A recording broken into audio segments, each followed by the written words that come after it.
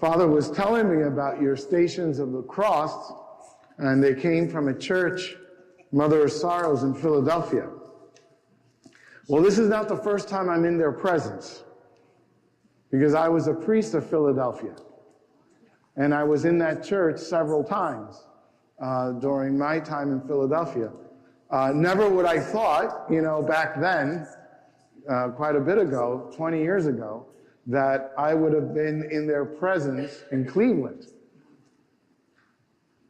But God's thoughts are not our thoughts, and His ways are not our ways. When Father asked for the blessing, which before the gospel, which is part of the liturgical rite, I was thinking, man, this guy should be blessing me, not me blessing him. When he was ordained a priest, I was 14.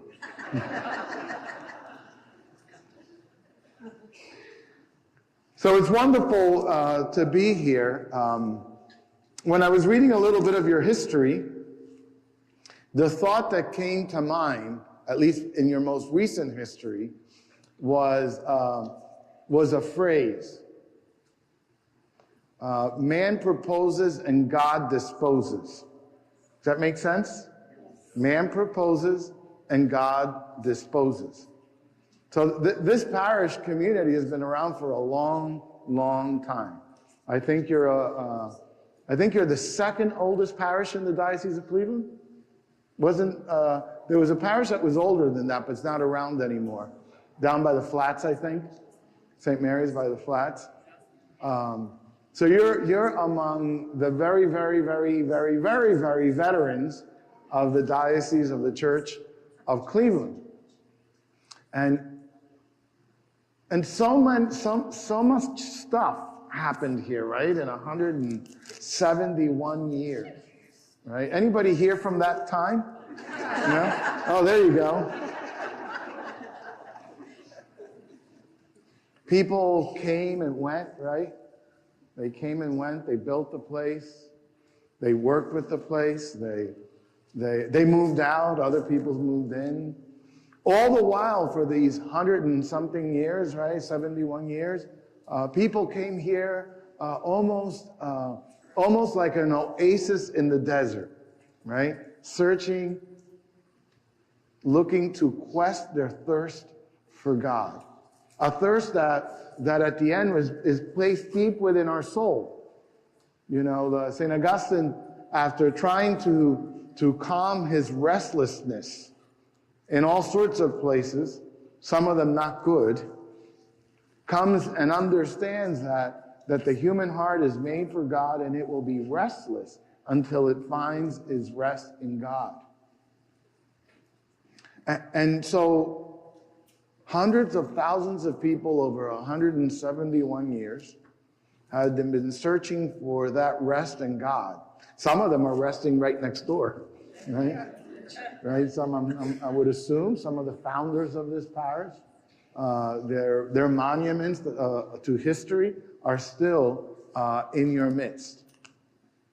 And when the church established this parish 171 years ago, when Bishop Rappa established the parish, what was the mind and the heart of the church at that time? Well, the same as it is now, that a parish is the presence of the church, the most immediate presence and expression of the church, of the mystical body of Christ in a given area. And so people came together. They had to build the original church. I think the foundation is still the original foundation. And then there came a time, I wasn't here, but for whatever reasons, there was decisions made that closed the church about 11 years ago or something like that. I wasn't even a bishop then. I don't know where I was 11 years ago. I was a pastor. That's where I was. I was a pastor. And I read that a group of people began to pray. And I think would gather outside to pray to the Blessed Mother. And time went by. I think a couple of years went by, 2 years, I think. And then the church ordered that this parish reopen, right? What's amazing to me coming here and seeing you and seeing the place is that sometimes people ask when a church has come to its completion, when its mission has been completed, and the church looks at it and says it's not pastorally viable anymore. There's 10 people at Mass. You know, they don't have the funds anymore. It's running on emotion, right? At the end, you know, no one comes and steps up to the mount. But obviously, you guys came and stepped up to the mount, right? Because of your presence here. The other thing that's very telling to me coming here is how exquisitely elegant your church is. Everything is in its place. There's a newness to it, right? That didn't come out of nowhere, right?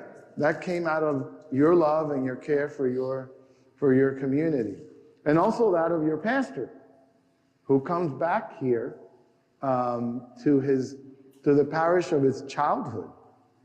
You know, you were baptized here. Did you say your first Mass here? No, you were baptized here though, right? You were baptized. But you were a kid here. 4 years old when he came here. He was telling me that he still remembers where he sat. Where did you sit? It wasn't there.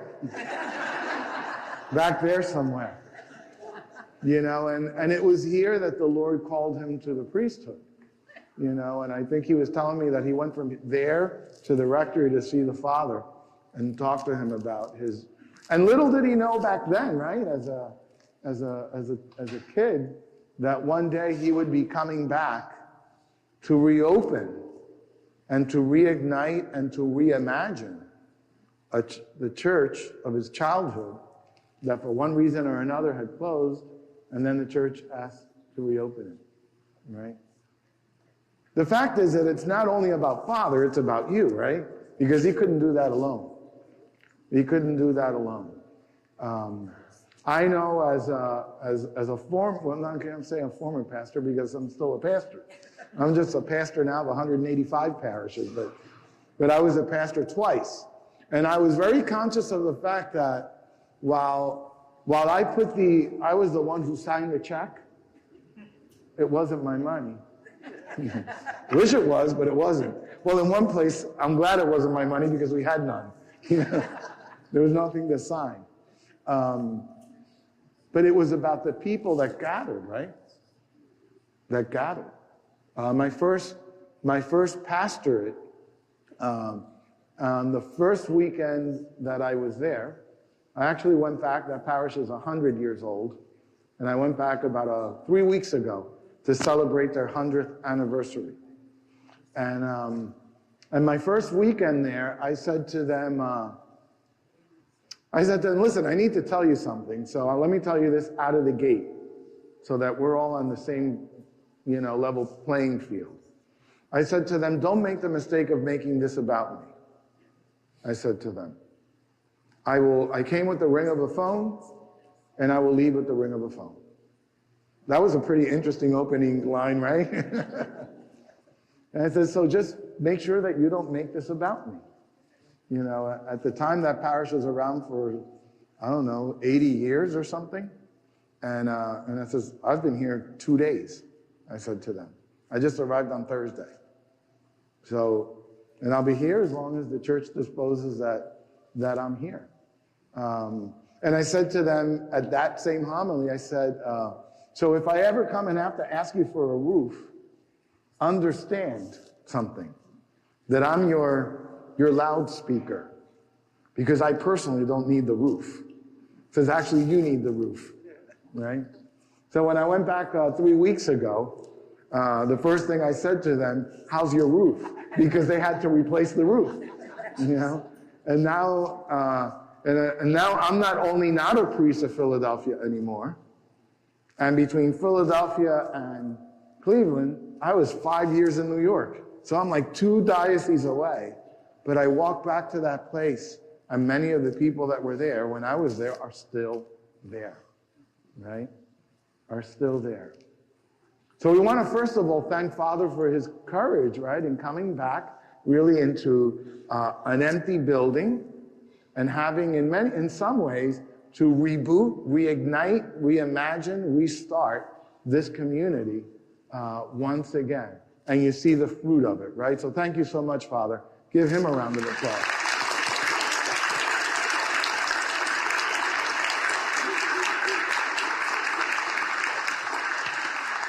And then know that the gift that you have received, it's up to you to hand on, right? So all of you who've been here, who's been here the longest? Who's been here 100 years? 90 years? You haven't been pleased. There's a 14-year-old over there saying he was here the longest. Who's been here 90 years? Anybody? You've been here 90 years? No? 80? 80 right over here. How about 70? Who's been here 70 years? 73. That was a good year. 60. 50. 50 was light. 40. 30. 20. 10. 5. 1. 3 weeks. 3 weeks. So now you have a mission, right? You have a mission, and your mission is to give us a gift what you have received as a gift. And to reach out to the world around us, around you as a parish, to reach out to them. You know, one of the challenges today, personally, I think, in the Catholic Church, pastorally speaking, is that, and I think the Pope is trying to, actually since John the 23rd, I think this mission, this sense of mission, of missionary discipleship, right, has been trying to shift the church, the parish, especially because the parish is the most immediate expression of church, shift it to face outward. Does that make sense? Right? About 24% of Catholics come to church. And that's actually pretty good worldwide. In Europe, it's like 7. Right? In France, it's like 4. But something's happening in France. Man proposes, God disposes, right? So 3 years ago, I went to Krakow for World Youth Day. There were 2.5 million young people in Krakow, right? By the time the Pope arrived, 2.5 million people. France is one of the most Christian countries in the world that has become the most secular at the same time. It used to be, in a sense, a mother of Christianity. Now it's become kind of like a distant cousin, right? And so 2.5 million young people are in Poland. And I was talking to some of the organizers. And I said, so where are all these people coming from? All over the world. From the United States, there were 40,000 young people. You know what the biggest group was? Where it was from? France. 300,000 young people from France. So something is happening in the heart of France, right? Something is happening. And something is happening in the very heart of the church as the Spirit is guiding the church to begin to reach out beyond our walls, right? To reach out to that 76% that's not here for whatever reason, to reach out. And so the question that you as a community, and then really every parish now should ask itself, is not only what do you do for yourselves, but what do you do for those who are out there that are not here? And that should lie at the very center of your prayer. And you know the power of prayer, right? A group of people stood outside here when these doors were closed, and they prayed, and they prayed, and they prayed, and they prayed. And then God disposed. God spoke. But he didn't do it just to make you feel good, right? He didn't move whatever he needed to move to have this church reopen and put in the heart of this particular priest the call to come back just so that people would be appeased and happy. Too much, to those who much has been given, much is also asked, right? And I'm sure that in the heart of God, his desire was, well, you know what? This parish community, its work, its mission, and its missionary outreach is not done yet. It's not done yet. And so that's a blessing and at the same time a challenge, right? Because it's not just enough for all of you to come together and sit at Mass and then go home and then I'm done. It's now to figure out a way to reach those who are outside these walls, who are not here, and to bring them to the foot of the altar of the Eucharist. And that's the challenge not only of your parish community, but of every parish community, right? It's that call to evangelize, to be missionary disciples, to give as a gift what you have received as a gift. Let me just say a word about this gospel. You know, this gospel that was read today, it's really not one of my favorite gospels, to be honest with you. And I would invite you, when you go home sometime this week, to sit down with this gospel from Luke and read it again, because it's unsettling. It's really unsettling. If you heard that gospel and it did not make you squirm, it means that you heard it but didn't listen to it. So how many squirmed? The rest of you, go back and read it again. And read it, and read it, and read it, and read it until you begin to squirm. Because it says a lot of very challenging things, right? That challenges us human beings in general to the core. It really takes the demand of love that God places upon us, and then begins to explain what that love looks like. And it says some tough things. It distinguishes Christian love from every other type of love. Mostly every other type of love, of our human love, oftentimes it's reciprocal. You play nice in the sandbox, I play nice in the sandbox, right? If not, one of us is going to get thrown out of the sandbox, right? So when I was a kid and in the schoolyard somebody got into a little altercation, and the teacher would come and say, "Why did you push him? Why did you hit him?" What is the common response? He hit me first. Oh, okay, all right, no problem then. Right? He hit me first, right? But this gospel says, if they hit you here, don't be so quick to hit back. In fact, turn the other cheek. If I was there when Jesus said that, I says, really? Really? Come on, Lord. One of the things that distinguishes, many things there speak about it though, but one of the things that distinguishes Christian love from other forms of love is love of the enemy. Why is that? Because if you love your enemy, you really don't expect anything back, because he or she is your enemy.